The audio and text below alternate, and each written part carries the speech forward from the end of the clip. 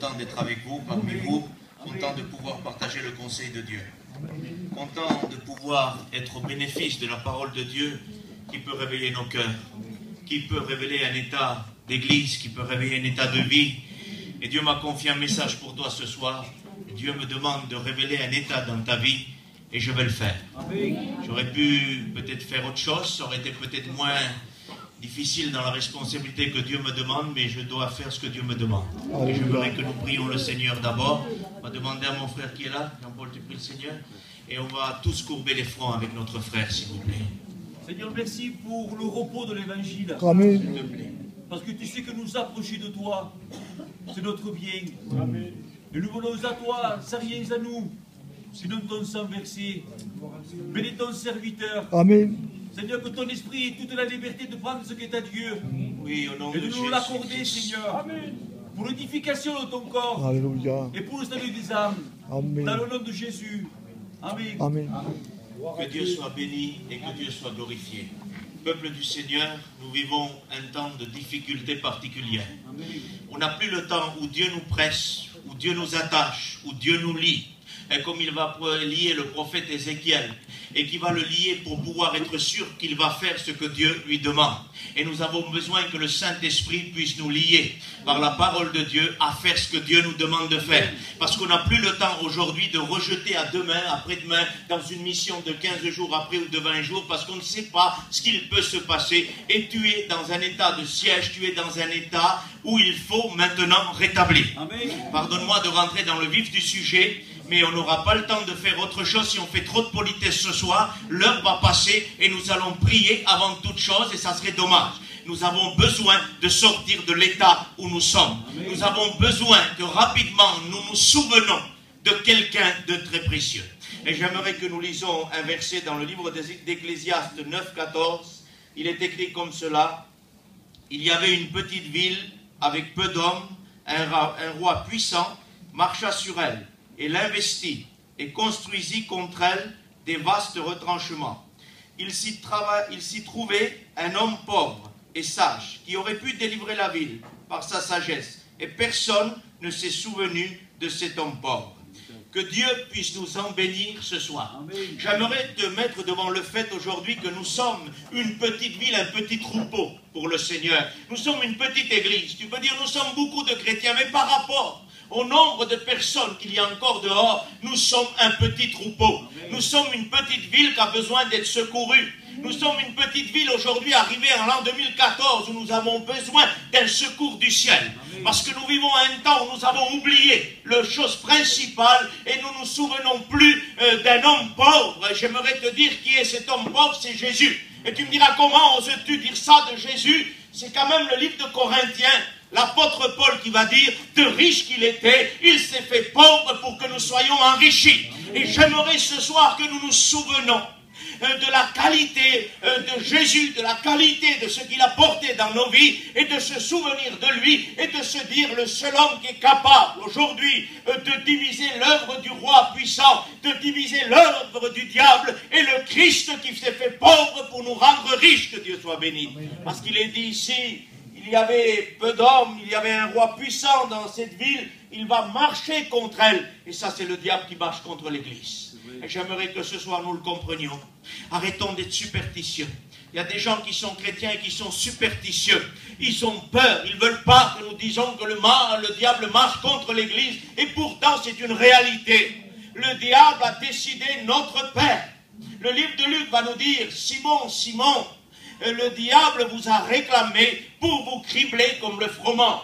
Mais j'ai prié pour vous. Et j'aimerais te dire que cet homme pauvre, Jésus, qui s'est fait pauvre pour nous, et prie pour nous, prie pour notre protection, et prie pour que nous soyons protégés. Mais nous sommes arrivés dans un temps de difficultés problématiques où nous avons oublié l'homme pauvre. Nous avons oublié comment nous avons écouté la parole. Le livre de l'Apocalypse dit dans l'église d'Éphèse, souviens-toi comment tu as écouté la parole et repens-toi. On a besoin de revenir à la parole de Dieu. On a besoin de se souvenir de la manière que nous avons écouté la parole de Dieu. Nous avons besoin de se passer de tout système, de toute nouveauté, de toute chose que l'homme ou la femme peut amener à notre pensée. Nous avons besoin plus que jamais de revenir se souvenir de la manière que nous avons écouté. Un retour à Dieu, et pour une liberté, pour que la ville se libère, parce que nous sommes sous une oppression. Nous sommes en train de subir des retranchements, et j'aimerais que nous le comprenions. Jésus, il n'y a pas de peut-être. Jésus peut libérer la ville. Jésus peut libérer l'Église. Tu vas me dire, frère, l'Église est libre. Nous le verrons dans quelques minutes que Dieu a demandé à l'homme de Dieu de déclarer un état de siège dans l'Église du Seigneur. Et j'aimerais que nous le comprenions et que nous arrêtons de dire nous sommes libres, nous sommes libres, nous sommes libres. Il faut que ça soit vrai. Amen. Il faut que ça soit réel. Et l'homme de Dieu va recevoir un message pénible, va recevoir un ordre pénible. J'ai reçu un message et un ordre pénible de la part de Dieu. Dieu m'a réveillé en pleine nuit, il y a quelques jours, et Dieu m'a dit, tu déclareras à la mission de Tarascon un état de siège pour l'Église. C'est pénible pour moi, mais Dieu m'a demandé de le faire. Et je suis obligé de le faire. Je ne peux pas te parler d'un état de liberté. Dieu m'a secoué, une voix trompétique, je l'écoutais. Il m'a dit, l'Église est dans un état de siège. Tu la déclareras dans un état de siège. Je ne peux pas faire autrement. C'est difficile pour moi. Ne pensez pas que je suis venu là en étant sans poids, sans reconnaître un fardeau. Pas du tout. C'est lourd, c'est difficile. Mais je dois obéir à Dieu. Et tu dois obéir à Dieu. Et j'aimerais que nous lisons dans le livre d'Ézéchiel ce qu'il est dit en chapitre 4. Il est dit comme cela. Et toi, fils de l'homme, prends une brique, place-la devant toi, et tu traceras une ville, Jérusalem. Représente-la en état de siège. Forme des retranchements, élève contre elle des terrasses, environne-la d'un camp, dresse contre elle des béliers tout autour. Prends une poêle de fer et mets-la comme un mur de fer entre toi et la ville. Dirige ta face contre elle, elle sera assiégée, tu l'assiégeras. Que ce soit là un signe pour la maison d'Israël. Puis couche-toi sur le côté gauche, mets-y l'iniquité de la maison d'Israël. Tu porteras leur iniquité autant de jours que tu seras couché sur ce côté. Je te compterai un nombre de jours égal à celui des années. Quand tu auras achevé ces jours, couche-toi sur le côté droit et tu porteras l'iniquité de la maison de Juda. Pendant 40 jours, je t'impose un jour pour chaque année. Tu tourneras ta face et ton bras nu vers Jérusalem, assiégée, et tu prophétiseras contre elle. Et voici, je mettrai des cordes sur toi, afin que tu ne puisses pas te tourner d'un côté sur l'autre, jusqu'à ce que tu aies accompli les jours de ton siège. Que Dieu puisse nous bénir. Amen. Il y a ici un message pénible qu'Ézéchiel va recevoir. Il est obligé, face à un peuple que Dieu va lui avertir que c'est un peuple rebelle. Il va dire, fils de l'homme, je t'ai établi comme sentinelle, mais c'est vers un peuple rebelle. Je rendrai ton front plus dur que le diamant. Ils s'opposeront à toi, mais ils ne te vaincront pas. L'homme de Dieu, si tu préfères, a une tâche pénible, a un fardeau pour l'Église. C'est difficile pour lui, mais il doit le faire. C'est difficile aujourd'hui, peuple de Dieu, de pouvoir déplacer des habitudes depuis 25, 30 ans, 40 ans. C'est difficile, parce qu'il y a des anciens parmi nous, et nous sommes un peuple respectable. Et s'il n'y avait pas la parole de Dieu, c'est sûrement pas moi qui me lèverais pour parler à des anciens qui sont ici. Mais ce soir, c'est Dieu qui te parle. Et c'est l'Éternel, c'est la parole de Dieu qui est en train de déclarer ton état de siège. Il est écrit ici comme cela. Tu verras Jérusalem, tu la représenteras dans un état de siège, c'est-à-dire dans un état d'esclavage, d'attaque de la part de l'ennemi. Et j'aimerais déclarer ton état. Peux-tu me le permettre ce soir? Est-ce que tu me donnes la liberté? Tu es dans un état de siège. Ça fait des années de toute façon. J'étais assis sur ma chaise et Dieu disait, ça fait des années que l'état de siège est installé. Il faut le déplacer. Il faut le réduire en cendres. Il faut que ça change. Il faut que Dieu agisse. Tu comprends? Il y a un état de siège. Il y a beaucoup d'empêchements pour l'évangile, mais l'évangile est réel. L'évangile est puissant, l'évangile brille. On ne veut pas de beaux messages, nous voulons une action de la parole de Dieu. Il est dit comme cela. Tu prendras une brique et tu la placeras entre toi et la ville.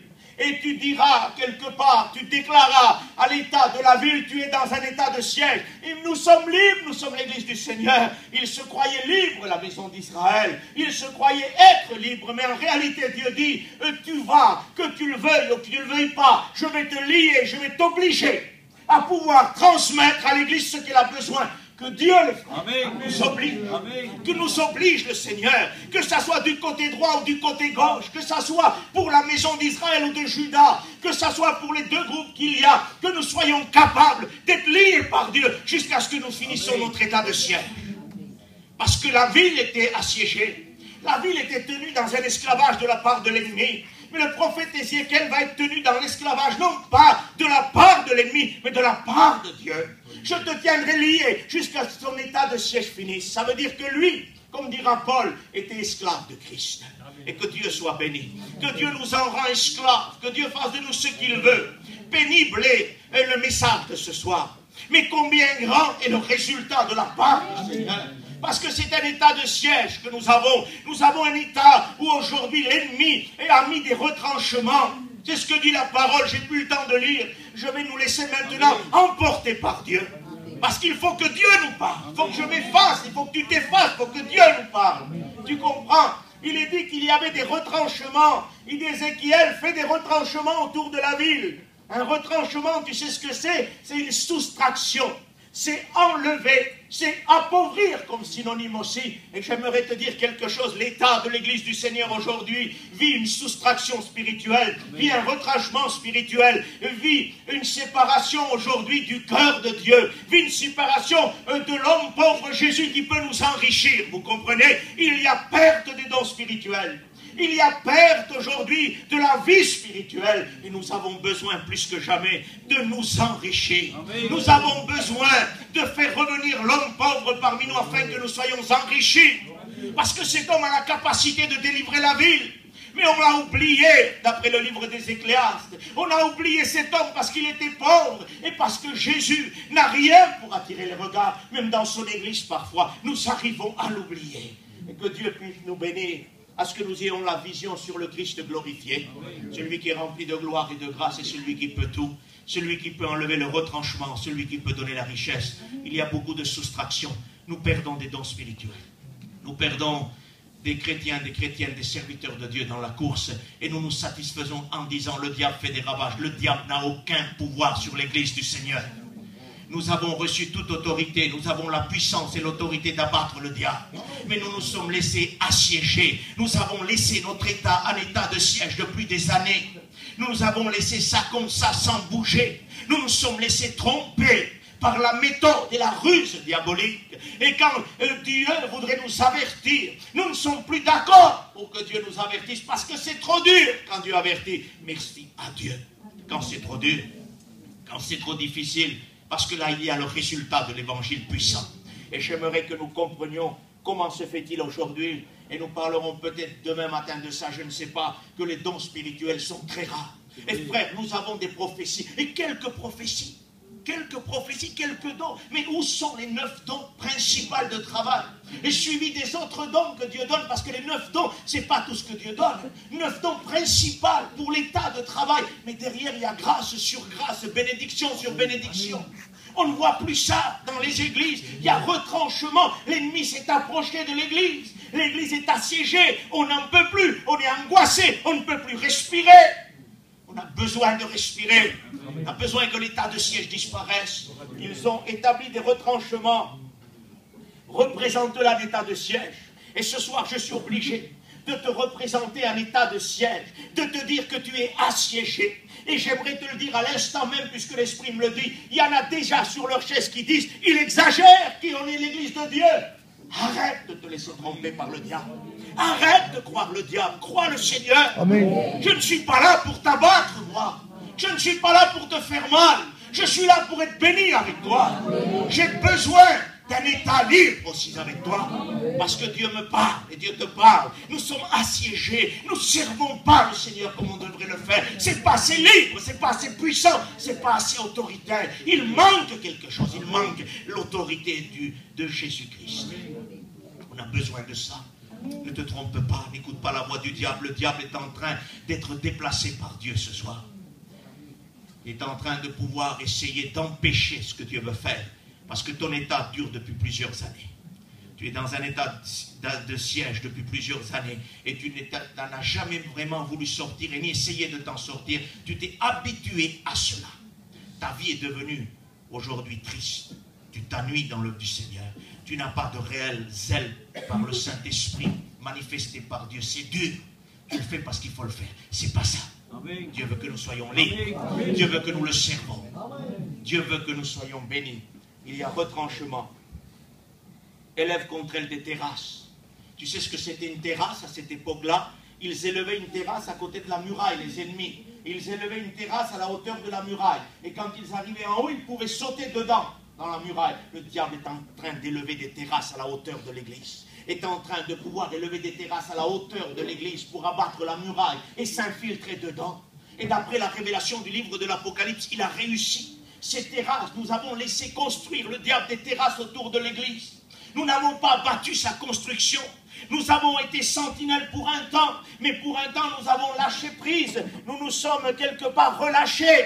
Et dans le temps de relâchement, où Christ va dire qu'il y a un homme qui a semé une bonne semence dans son sang, dans son champ, pardonnez-moi. Et pendant la nuit, il y a un ennemi qui est venu. Et pourquoi? Parce qu'ils se sont endormis. Et pendant qu'on s'est endormi dans ces quelques années qui sont passées, le diable a élevé des terrasses et nous n'avons plus rien vu. Et quand on a ouvert les yeux, la terrasse était faite, l'ennemi était déjà introduit, sans parler de possession. Et ça en parlant juste d'influence néfaste. Parce que la révélation dans l'église de Pergame nous dit que là où tu es, là est le trône de Satan. Ça veut dire que le terrassement a été fait, la terrasse a été faite, il a plongé par-dessus la muraille. Et nous avons besoin plus que jamais de le mettre hors d'état de vie. Tu es ce soir au bénéfice de la révélation de Dieu. Amen. Dieu te révèle quelque chose de particulier pour ta vie. Ça dure depuis trop longtemps. Et ton état doit changer, pas parce que je prêche, parce que Dieu le veut ce soir. Amen. Ça dure depuis des années. Et ton état doit changer. Tu dois ouvrir les yeux et te dire, c'était ça, Seigneur. C'était ça pour ma vie qu'elle est comme ça. J'aimerais te le dire, oui, c'est ça. Le diable a retranché. Le diable t'a enlevé. Le diable t'a enlevé des dons. Le diable t'a enlevé la présence, t'a enlevé beaucoup de choses. Parce que le diable est astucieux. Et vous savez pourquoi il nous enlève toutes ces choses-là? Parce qu'Ézéchiel va recevoir la note, le pourquoi. Il dit, pour l'iniquité, pour le péché, tu te coucheras d'un côté puis de l'autre. Ça veut dire qu'à cause du péché, que nous avons laissé rentrer, que nous avons accepté, que nous avons toléré parfois, eh bien j'aimerais te dire que les retranchements se sont élevés et que le diable a pu s'infiltrer, qu'il a pu rentrer sans que nous voyions, parce que j'aimerais te dire quelque chose. Quand le péché couche à notre porte, nous devons le dominer ou il nous dominera. On a besoin plus que jamais de dominer ça. Nous avons besoin plus que jamais d'être à l'écoute de Dieu et de savoir dominer le péché quand il couche à la porte et de le mettre dehors par la grâce de Dieu. Forme des retranchements, élève contre elle des terrasses. Que c'est magnifique quand Dieu nous explique les choses. On ne peut pas comprendre si Dieu ne nous explique pas, vous comprenez? Je disais l'autre jour, on ne peut pas avoir révélation de notre état s'il n'y a pas révélation de la personne de Dieu. C'est quand Dieu se révèle que notre état est révélé. Une église, pour qu'elle soit révélée, il faut que Dieu se révèle. Sinon, il n'y a rien. Vous comprenez? On peut bien prier, bien chanter, bien prêcher. Mais s'il n'y a pas révélation de la part de Dieu, notre état n'est pas révélé. Il n'est pas mis au grand jour. Nous avons besoin plus que jamais qu'aujourd'hui nous comprenons que des retranchements ont été faits de la part de l'ennemi. Fais attention que personne ne prenne ta couronne. Parce qu'il y en a qui disent, mais le diable ne peut pas me toucher, le diable ne peut pas me voler ma couronne. Mais alors pourquoi on vit dans un état aujourd'hui, on dirait que le diable a plus d'autorité que nous? Pourtant nous avons l'autorité, nous avons le pouvoir, la puissance. Vous marcherez sur toute la puissance du diable. Mais nous avons laissé le diable prendre cette puissance, nous avons laissé l'ennemi se servir et nous rendre aujourd'hui sans force, sans puissance. Et nous sommes arrivés aujourd'hui à accepter cet état. On légitime cela, c'est les derniers temps. Et c'est normal qu'on n'en peut plus. Attendez, Dieu ne change pas, il est le même hier, aujourd'hui, éternellement. C'est vrai que nous vivons un temps difficile de séduction où le poids de l'ennemi se fait sentir, mais nous devons sortir de cet état-là pour vivre une notion particulière et que Dieu puisse nous bénir. Environne-la d'un camp. Et Ézéchiel va comprendre quelque part que le camp de l'ennemi, que la puissance des démons, que la puissance du diable a entouré l'église dans le but de la faire dévier. Il a entouré, il a posé son camp autour. J'aimerais te dire quelque chose. Nous avons dans la parole de Dieu un examen de la parole de Dieu qui nous dit sur David. C'est écrit dans les Chroniques, je crois. Enfin, c'est pas grave, je te cite le verset. David a été oint par l'onction.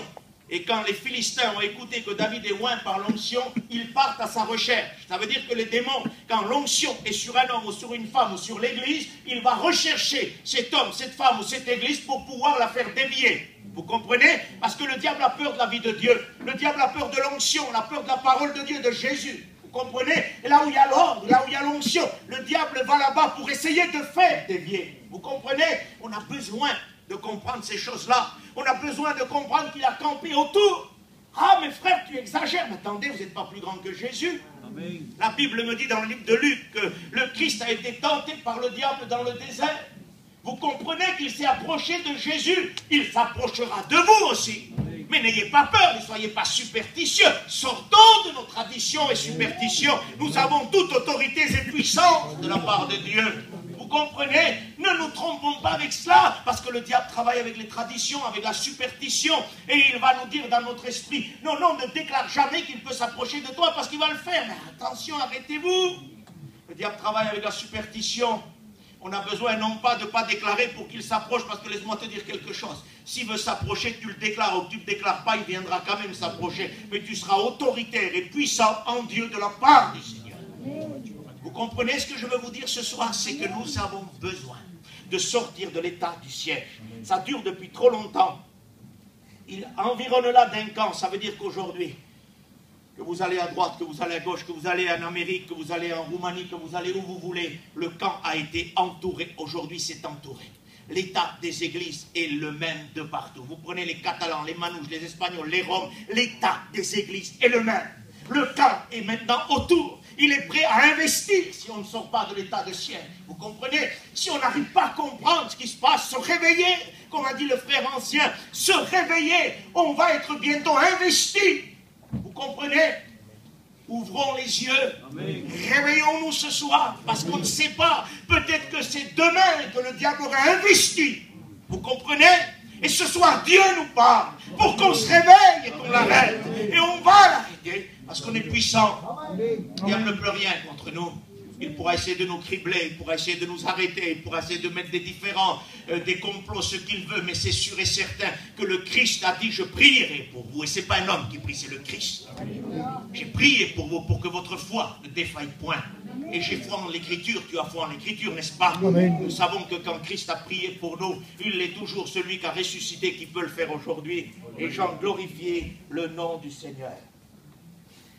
L'homme de Dieu a un message à porter, et ce message-là doit le faire comme sous un genre ou un style d'obligation. Il est lié. Je te lirai, voici je te mettrai des cordes sur toi, afin que tu ne puisses pas te tourner d'un côté ou de l'autre. Écoutez, j'aimerais vous dire ça ce soir. Nous avons besoin plus que jamais aujourd'hui d'avoir à la vision cet examen prophétique de la parole de Dieu pour les derniers temps.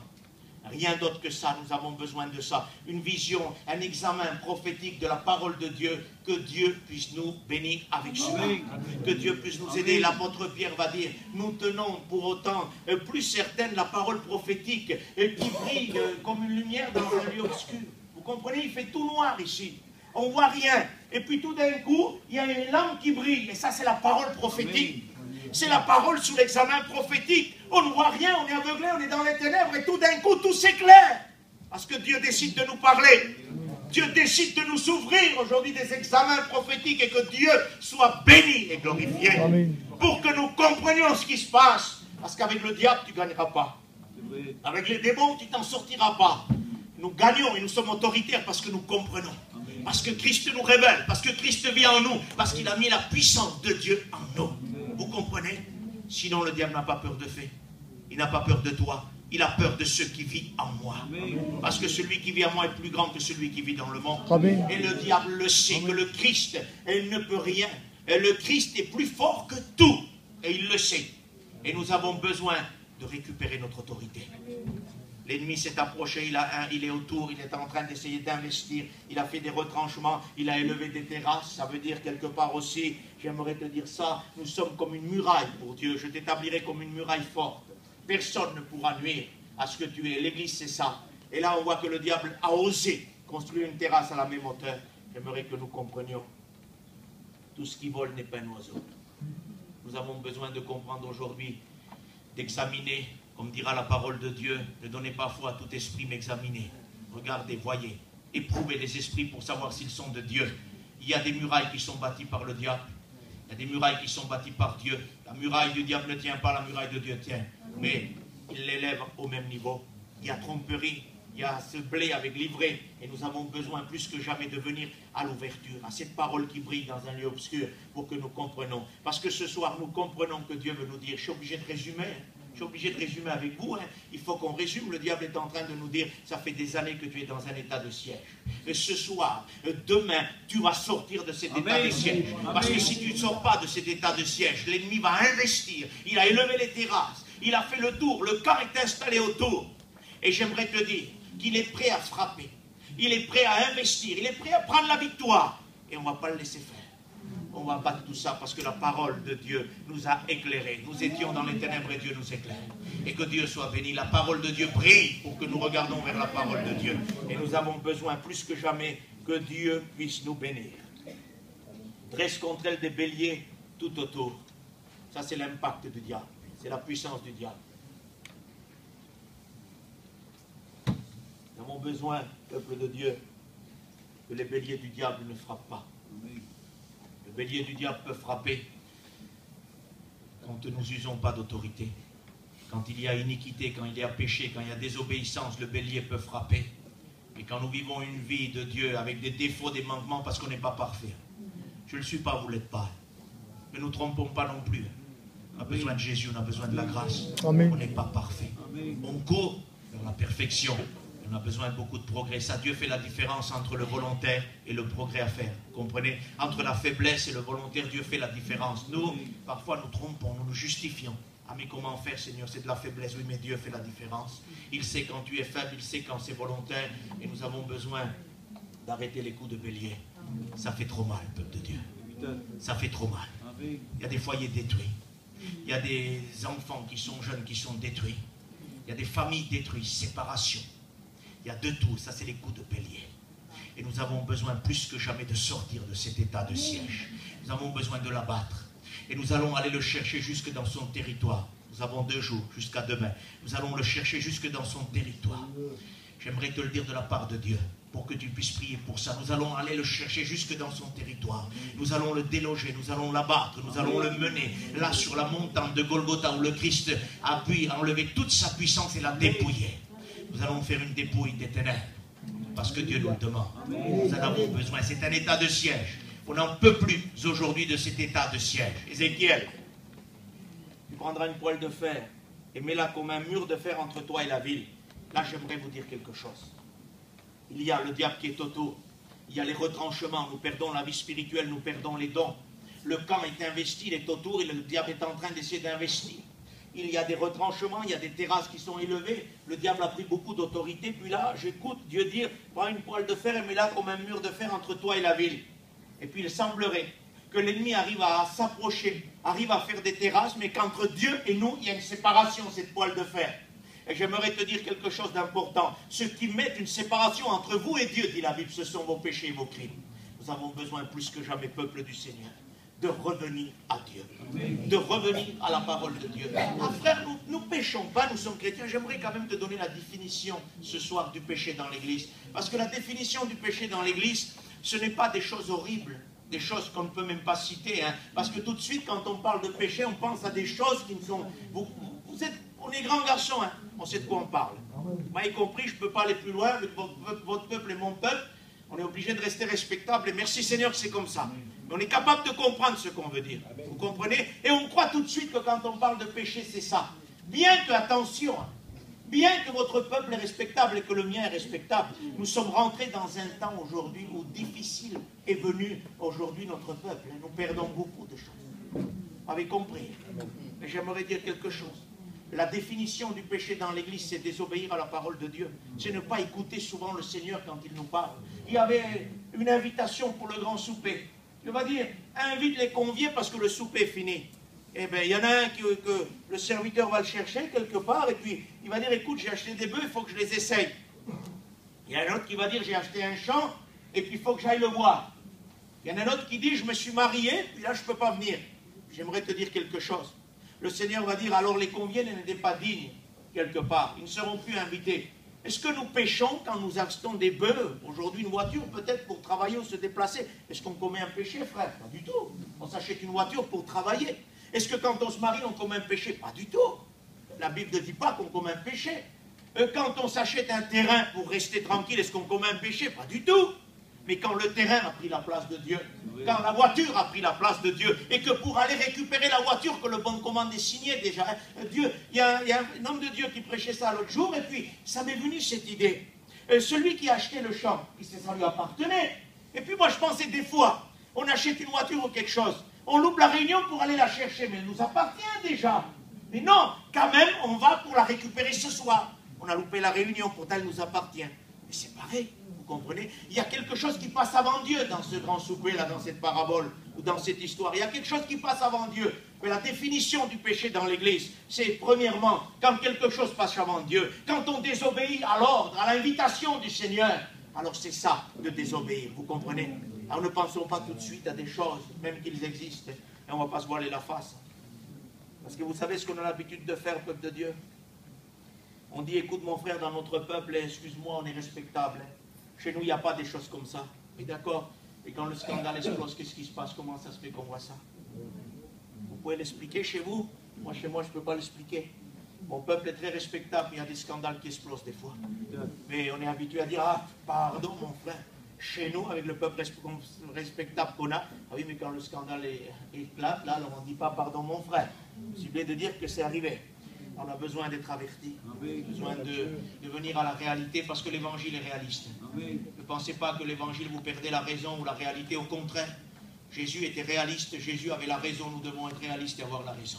Nous avons besoin plus que jamais de sortir de cet état de retranchement. Nous avons besoin rapidement de pouvoir comprendre que le Seigneur a besoin de nous tenir dans un état, que nous comprenions notre état. Non pas de nous laisser dans 3 réunions par semaine, pardonnez-moi, de ne pas se contenter d'un foulard sur la tête pour les sœurs, du frère a une Bible à la main, et puis ça suffit, c'est nos réunions. Non, non, il faut sortir de cet état. Il faut arriver à comprendre ce qui se passe. Pourquoi nos réunions aujourd'hui ne ressemblent plus à ce qu'ils ressemblaient? Pourquoi les dons spirituels parmi nous disparaissent? Pourquoi aujourd'hui il n'y a plus cette onction et cette action de l'esprit qui était particulière pendant un moment? Nous devons comprendre ces choses-là. On ne doit pas tout légitimer sur les derniers temps. Et sûr que le diable aujourd'hui prend de la force, il fait des dégâts. Il faut s'arrêter de lui donner plus de pouvoir qu'il en a. Ne lui donnons pas plus de force qu'il en a. Il n'a aucun pouvoir. Et j'aimerais te dire quelque chose d'important. Dans le livre d'Ésaïe, il est écrit comme cela. Ésaïe 25, je ne vais pas tout lire, mais j'aimerais te citer juste qu'il y a une cité forte. La cité forte est un tas de ruines, la forteresse des barbares est détruite, jamais elle ne sera rebâtie. Et ça, c'est la ville que le diable essaye de se bâtir. Ce sont les terrasses qu'il essaye de faire autour de l'église. Ce sont cette ville qu'il essaye de faire autour, ces fondements, cette forteresse que le diable essaye de construire. Dieu va dire, elle ne sera plus. Je la détruirai. Jamais elle ne sera rebâtie. J'aimerais te le dire, que Dieu nous fasse grâce. Pas parce que je fais la mission, parce que Dieu veut nous faire grâce à toi et à moi. Amen. Que plus jamais, à partir de demain matin, ne soient rebâties les forteresses barbares, les forteresses des ténèbres dans notre vie, mais que nous soyons libres jusqu'au retour de Dieu. Amen. Le diable viendra nous combattre, mais c'est différent, attention, d'avoir un combattant, un ennemi qui vient vous combattre, et c'est différent quand il a fait des camps autour, qu'il a fait des retranchements et qu'il est en train presque d'investir, vous comprenez? Parce que quand il a fait les retranchements, quand son camp est autour, vous avez déjà perdu. Vous avez compris? Tandis que s'il vient vous combattre, vous avez la puissance et l'autorité de Dieu. Et Dieu dit ici, mais quelle espérance, la parole de Dieu. La forteresse des barbares est détruite, jamais elle ne se rebâtira. Et que Dieu soit béni. L'Éternel, plus bas, des armées prépare sur cette montagne un festin de mets succulents, un festin de vin vieux pour tous les peuples. Et sur cette montagne, il anéantit le voile qui est sur tous les peuples et la couverture qui couvre toutes les nations. Sur la montagne du Golgotha, le Christ a attaché le diable. Le Christ l'a mis en cage. Le Christ l'a réduit à une dépouille des ténèbres. Et c'est à ce que Dieu veut nous ramener. Dieu veut que nous sortons de cet état de siège, pour que nous revenons. Parce qu'il est écrit dans le livre de Jérémie, il est écrit comme cela, le destructeur est sorti de son lieu. J'aimerais te dire quelque chose. Comment se fait-il que le destructeur arrive à quitter son lieu? Comment se fait-il? Puisque le Christ l'a dépouillé à Golgotha. Il a mis le lion en cage, le lion qui peut nous faire peur, mais qui ne peut pas nous manger. Parce que le Christ à Golgotha l'a réduit à rien. Il l'a dépouillé. Il a dépouillé la puissance des ténèbres à Golgotha. Vous comprenez? Il a traîné le diable à Golgotha. Il est dit dans le texte littéral, il a traîné le diable dans le cortège triomphal de son fils. C'est extraordinaire. Il a traîné le diable. Et j'aimerais vous donner une note. Gardez-la dans votre esprit. Ne parlez jamais, ne traitez jamais avec le diable. Traînez-le à la dépouille de Golgotha. On ne parle pas avec le diable. On parle avec Dieu. Vous comprenez? Le diable, nous le traînons, nous, l'église autoritaire. Nous le traînons dans le cortège triomphal de Jésus, à Golgotha. Et sur cette montagne, le Seigneur a dressé une table. Et nous sommes là pour manger de cette table, pour avoir la vie de Dieu en nous. Et pour dépouiller les ténèbres, et pour abattre la forteresse des barbares. Nous n'avons pas besoin de cette forteresse. C'est une cité forte, mais elle deviendra un tas de ruines, dit la Bible. Et nous avons besoin qu'elle devienne rapidement un tas de ruines. Le Seigneur l'Éternel essuiera les larmes de tous les visages. Il fera disparaître la honte, l'opprobre. Et ça, c'est quand Dieu bénit une église. Quand Dieu bénit une âme. Quand Dieu bénit une sœur, un frère. Il fait disparaître les larmes des yeux. Il fait disparaître la honte. Il fait tout, le Seigneur, parce qu'il est puissant. Et nous en avons besoin plus que jamais. Le destructeur est sorti de son taillis. Il est sorti pour détruire. Et tu sais pourquoi il est sorti pour détruire? À cause du péché, dit Jérémie. J'aimerais te dire quelque chose. À cause de notre désobéissance, à cause de notre péché, ne libérons pas le diable qui est en cage. Laissez-le bien enfermé à double clé. J'aimerais te le dire. Il y en a qui libèrent le diable. Faites attention. Si vous libérez le diable, un jour ou l'autre, il vous détruira. Laissez-le là-bas, à Golgotha. Il est bien là-bas. Le Christ l'a dépouillé. C'est le serpent avec la tête écrasée. Il ne peut rien faire. Vous savez, si un serpent rentrerait ici, avec la tête écrasée, on s'enfuirait tous dehors. Mais en réalité, un serpent avec une tête écrasée ne peut rien faire. Parce que le pouvoir du serpent est quand même dans la tête, avec le venin, avec la bouche. Une tête écrasée d'un serpent, le serpent ne peut que faire peur. C'est ce que Jésus a fait au diable. Il ne peut que faire peur, il ne peut qu'effrayer. Le lion en cage, il ne peut que rugir, mais en vérité, il ne peut pas nous dévorer parce que le Christ l'a mis en cage pour nous. Et prenons garde, faisons attention, peuple de Dieu, de ne pas le libérer. J'aimerais que nous faisions un demi-tour. J'aimerais que nous comprenions. Et j'aimerais te charger de ça. Pardonne-moi ce soir. Je n'ai pas le choix. Je dois faire ce que Dieu me demande de faire. Amen. Je te laisse ça. Je suis obligé jusqu'à demain. Je ne peux pas faire autrement. Et puis Dieu me demande de prier. Je n'irai sûrement pas plus loin. Mais je veux te laisser ça. Voici ce que Dieu va lui dire. Tu tourneras ta face et ton bras nu vers Jérusalem assiégée. Et tu prophétiseras contre elle. Et tu vas l'assiéger. C'est important. Ça veut dire que je suis obligé ce soir. Dieu me demande d'arrêter, j'arrête. Mais je suis obligé de t'assiéger ce soir. De te mettre à l'esprit que tu es dans un état de siège. Que toute la nuit, s'il le faut, excuse-moi mon frère, ma soeur, que toute la nuit, s'il le faut, le Seigneur nous tourmente. Excusez-moi, excusez-moi. Tu as demandé à l'homme de Dieu, assiège-la. Ça veut dire, mets le poids, mets le fardeau de ce qui se passe sur son dos, pour qu'elle vienne à comprendre ce qu'il se passe. Parce qu'aujourd'hui, l'Église ne comprend plus ce qui se passe. Excuse-moi de te charger de ce fardeau. Que Dieu te tourmente, que Dieu me tourmente toute la nuit. À ce que demain matin, nous arrivons à venir devant Dieu. Et surtout ne pas venir dans un état où nous croyons être libres, mais de dire, Seigneur, libère-nous s'il te plaît. Seigneur, sauve-nous de cet état de ciel. Et je suis sûr que Dieu le fera demain. Pour ma part, je ne peux pas aller plus loin. Mais je suis obligé, excuse-moi une fois de plus, de t'assiéger. Obligatoire. Pour que la puissance de Dieu puisse se manifester demain matin. Pour qu'il y ait grâce particulière. Parce que si je ne t'assiège pas, on ne pourra pas sortir de l'état de siège demain matin. Il faut maintenant l'œuvre du Saint-Esprit. Parce que si je t'assiège par la parole de Dieu, l'œuvre du Saint-Esprit qui convainc de péché, de justice et de jugement va travailler toute la nuit ton cœur. Jusqu'à demain matin. Es-tu d'accord pour que le Saint-Esprit travaille ton cœur? On va prier Dieu. Notre Père. On va s'arrêter parce que tu